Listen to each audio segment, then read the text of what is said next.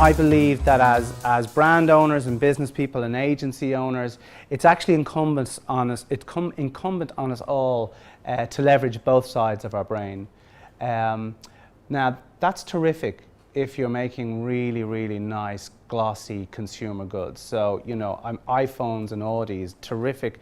I can sell that, I can market that. I've got the best designers in the world, the best engineers working on it. But it's not so easy if you're making what I called a brand commodity other than a commodity more than a brand celebrity. And in Ireland and in this room, I feel that that's kind of the challenges that we face more from a day-to-day point of view. So, you know, what if you are selling milk or pasta sauce or insurance or beer or petrol or potatoes? It becomes much more difficult, but the application of creativity becomes much more crucial and much more integral to the success of what it is you're selling. I mean, you know, we do this really well. I mean, we make a gazillion hectolitres of milk a year. We've more milk than we know what to do with. We've probably more milk than the French have wine. But yet we're able to develop brands like Glanbia have developed, you know, super milk, which sells for nearly double the premium of Coca-Cola. So we're good at this. You know, we're actually quite good at inventing ways of enhancing and creatively re-engineering what it is we make or what we do. I mean, here's a mad fact, but you know, we invented the crisp. Tato is the original crisp. We grow potatoes like there's no tomorrow. We're good at it. We know how to do it. We sell 1 million packets of Tato a day in Ireland. 1 million packets. That's insane. That's not stir client, and it's great and it's fantastic, but that's actually phenomenal. And now, you know, that we're beginning to develop our food brands and export them into China and the Middle East, it's beginning to again help to push our buttons and really find out how we can create difference. So I'm going to give you 2 quick examples, and this is a case study which I really love because it's kind of it's creative, it's a little hippy dippy, and commercially it's a huge success. So everyone's a winner. There is a company in the UK called Urban Fresh Foods, and basically this lady, husband and wife team, but the lady was the driver of it, and she was a fitness instructor and dietitian, and she looked at her clients who moaned about the sort of rigorous diets that they had to go through on a daily basis, and you know that it was very much a sort of a grudge process that they went through.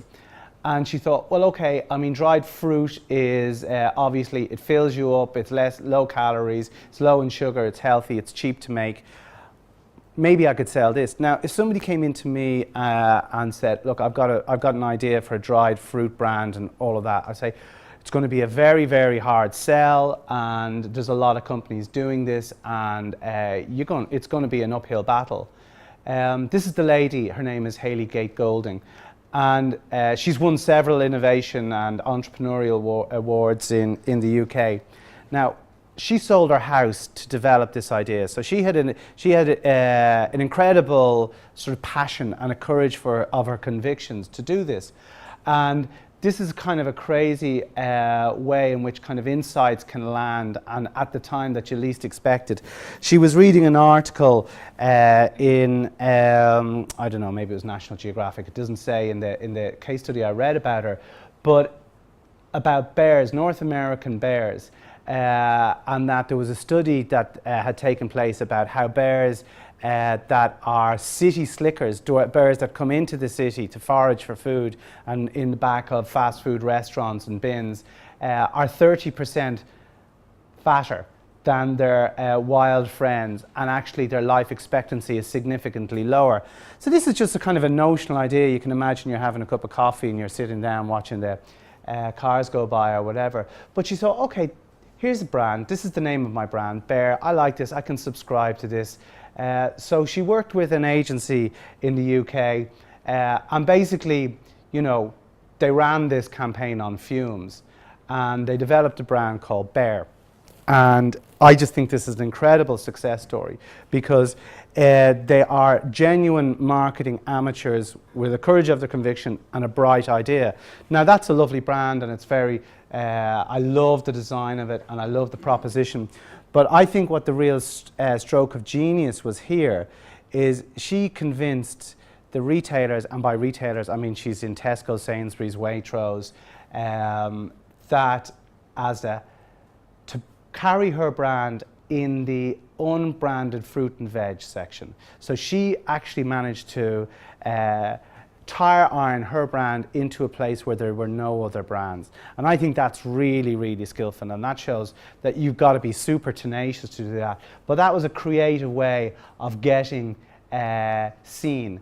And I don't think this brand is over here yet, but it's doing absolutely phenomenal business.